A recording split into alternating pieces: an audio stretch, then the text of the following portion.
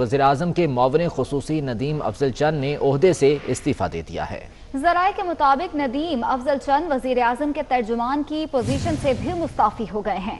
वज़ीर-ए-आज़म के मुआविन ख़ुसूसी नदीम अफजल चंद ने ओहदे से इस्तीफ़ा दे दिया और ज़राए के मुताबिक नदीम अफजल चंद वज़ीर-ए-आज़म के तर्जुमान की पोजीशन से भी मुस्ताफ़ी हो गए हैं। अवैस कियानी हमारे साथ मौजूद हैं, उनसे तफसीलात जान लेते हैं। अवैस, बताइएगा इस्तीफ़े की वजूहात क्या सामने आई हैं? जो नहायत ही मोतबर जराए हैं वो हमें बता रहे हैं कि नदीम अफजल चंद ने फिल आखिर वज़ीर-ए-आज़म इमरान खान के जो वज़ीर-ए-आज़म के जो मामले खसूसी हैं वो ओहदा और तर्जुमान का जो 2 ओहदे थे उनसे उन्होंने जो है मुस्तफ़ी हो गए हैं। उन्होंने रिजाइन जो है वो पुट अप कर दिया है, पीएम ऑफिस को अरसाल कर दिया है और इसकी जो वजूहात हैं वो हजारा जो एहतजाज है उसी पर थे। जब हजारा एहतजाज जब हो रहा था तो उन्होंने अपने बेबसी का इजहार किया था अपने ट्वीट के जरिए और उसके बाद उनकी एक झड़प हुई थी शहबाज गिल जो कि वज़ीर-ए-आज़म की भी वो भी मामले खसूसी हैं उनसे, और उन्होंने अपनी ट्वीट में ये लिखा था कि मैंने सिर्फ अपनी बेबसी का इजहार किया है, लेकिन आजकल जो अवामी जो एक जो ट्रेंड है वो सिर्फ और सिर्फ सियासतदानों को गालियां देना है और वो मैं नहीं कर सकता और बेसिकली वो मामला जो है वो आगे चला और कल जो हमारे जराए बता रहे हैं कि काबीना इजलास में भी जो है वज़ीर-ए-आज़म इमरान खान ने तबे अल्फाज में इशारा जो टारगेट उनका नदीम अफजल चंद ही थे, उन्होंने ये बात कही थी। हमारे जराए बता रहे हैं कि अगर कोई हमारी पॉलिसियों को हुकूमती पॉलिसी को तो नहीं कर सकता तो वो बेशक कैबिनेट से अलग हो जाए। तो ये हमने रिपोर्ट भी किया था और बिल आखिर आज जो है हमारे जराए बता रहे हैं कि नदीम अफजल चंद ने अपने दोनों जो ऐसे पीएम और बहुत शुक्रिया इस बारे में अपडेट करने के लिए। मुताबिक नदीम अफजल चंद वज़ीर-ए-आज़म के तर्जुमान की पोजीशन से भी मुस्ताफी हो गए हैं। इसी बारे में बात करेंगे। Chief editor 24 digital Salim Bukhari साहब हमारे साथ मौजूद हैं। बुखारी साहब, बहुत शुक्रिया आपके वक्त का। कुछ दिन पहले हमने देखा था कि नदीम अफजल चंद साहब और शहबाज गिल साहब ट्विटर पर आमने सामने आ गए थे और एक दूसरे के खिलाफ ट्वीट्स भी कर रहे थे, जिसके बाद अब नदीम अफजल चंद मुस्ताफी हो गए हैं। किस तरह से देख रहे हैं इस डेवलपमेंट को आप? देखिए, ये कुछ ऐसा कह सकते हैं इसके बारे में कि ये तो होना ही था, ये हमें नजर आ रहा था, इसलिए कि नदीम अफजल चंद जो है वो रवायत के सियासतदान है, पुरानी वफादारी उनके अंदर मौजूद है। उनको शायद ये अंदाजा नहीं था कि जब वो पीटीआई में जाएंगे तो फिर किस किस्म के लोगों से उनका सामना होगा, किस किस्म के का बयानिया उनका होगा। अब उनके इस्तीफे के बाद की सूरत समझ में आ रही है। अगर आप देखें आखिरी जुमला जो उनके इस्तीफे का है कि मैं जो है वो पीटीआई का बयानिया जो है नहीं उठा सकता, वो इमरान खान साहब कहते हैं वो घर चला जाए तो मैं तो इसलिए अब अपना बोरिया बिस्तर समेट के घर जा रहा हूँ। ये मतलब है परेशानी का बायस होना चाहिए पीटीआई की क़यादत के लिए भी कि अगर नदीम अफजल चंद जैसे धीमे मिजाज के लोग जो है वो भी उनके साथ नहीं चल पा रहे हैं तो कहीं ना कहीं बहुत सीरियस खराबी है। जहाँ तक उनके स्पोक्समैन होने का ताल्लुक है, उनके स्पोक्समैन की तादाद इतनी है कि इतनी उनके पूरे एमएनए एमपीएस की तादाद नहीं है, तो इसलिए ये कॉन्फ्लिक्ट जो है ये बिल्कुल नेचुरल था और ये एक आधे दिन इसकी तवक्को की जा रही थी। और खास तौर से जिसका हवाला आपने दिया कि सोशल मीडिया के ऊपर उनकी और शहबाज गिल की जो स्क्रमिशेस हुई थी वो भी एक बहुत बड़ा हवाला है कि नदीम अफजल चंद ऐसे माहौल में ना काम कर सकते थे, ना ऐसे माहौल में वो अपना कोई रोल अदा कर सकते थे। तो गालिबन उन्होंने सही फैसला किया, उनके फैसले की दाद देनी चाहिए कि उन्होंने वाज़ेह तौर पर यह कहा है कि मैं चूंकि इस बयानिए का बोझ नहीं उठा सकता था और यहाँ पर जिस किस्म के हालात थे मैं उसका मुतकाजी नहीं हो सकता था, इसलिए मैं इस्तीफा दे रहा हूँ। ये उन लोगों के लिए, उन तमाम लोगों के लिए जो पार्टियां छोड़ के पीटीआई में शामिल हुए थे, मेरे ख्याल से एक तरह से मिशल राह बनेगा। बहुत सारे लोग जो है उनको वो मकाम नहीं मिल सका पीटीआई में जिसकी तवक्को लेके वो इस पार्टी में शामिल हुए थे। तो मेरा ख्याल है ये इस्तीफा पहला और आखिरी नहीं होगा, इसके बाद भी बहुत कुछ होने वाला। ज़राए के मुताबिक नदीम अफजल चंद वज़ीर-ए-आज़म के तर्जुमान की पोजीशन से भी मुस्ताफी हो गए हैं।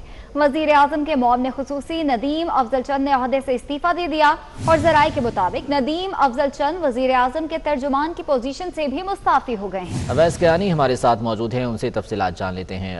अवैस, बताइएगा इस्तीफे की वजूहात क्या सामने आई हैं?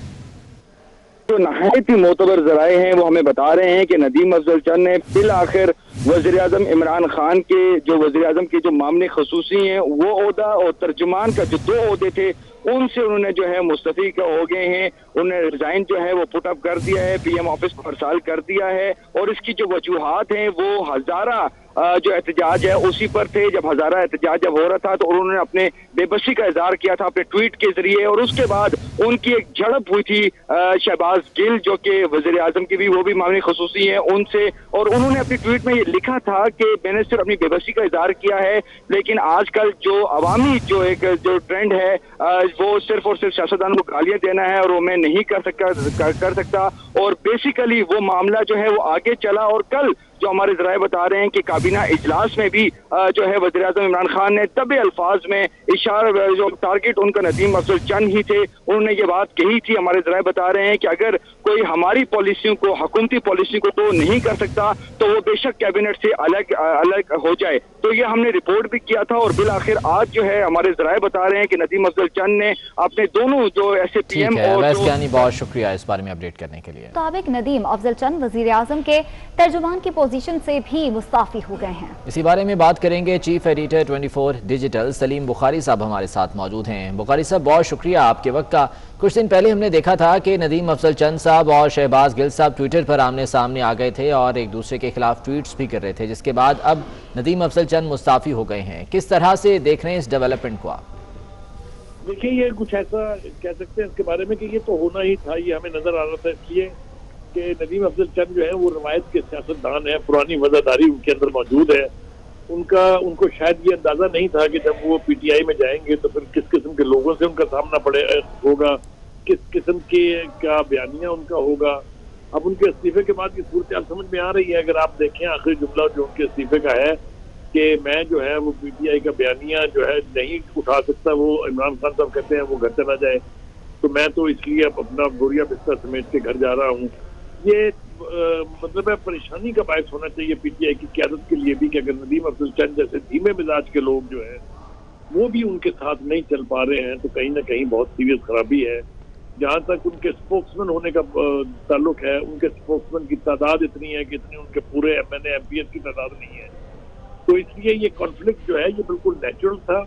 और ये एक आधे दिन इसकी तवक्को की जा रही थी, और खास तौर से जिसका हवाला आपने दिया कि सोशल मीडिया के ऊपर उनकी और शहबाज गिल की जो स्क्रमिशेस हुई थी, वो भी एक बहुत बड़ा हवाला है कि नदीम अफजल चंद ऐसे माहौल में ना काम कर सकते थे, ना ऐसे माहौल में वो अपना कोई रोल अदा कर सकते थे। तो गालिबन उन्होंने सही फैसला किया, उनके फैसले की दाद देनी चाहिए कि उन्होंने वाज़ेह तौर पर ये कहा है कि मैं चूंकि इस बयानिए का बोझ नहीं उठा सकता था और यहाँ पर जिस किस्म के हालात थे मैं उसका मुतकाजी नहीं हो सकता था, इसलिए मैं इस्तीफा दे रहा हूँ। ये उन लोगों के लिए, उन तमाम लोगों के लिए जो पार्टियां छोड़ के PTI में शामिल हुए थे, मेरे ख्याल से एक तरह से मिशल राह बनेगा। बहुत सारे लोग जो है उनको वो मकाम नहीं मिल सका PTI में जिसकी तवक्को लेके वो इस पार्टी में शामिल हुए थे। तो मेरा ख्याल है ये इस्तीफा पहला और आखिरी नहीं होगा, इसके बाद भी बहुत कुछ होने वाला है। ठीक है, चीफ एडिटर 24 डिजिटल, बहुत शुक्रिया सलीम बुखारी साहब आपका।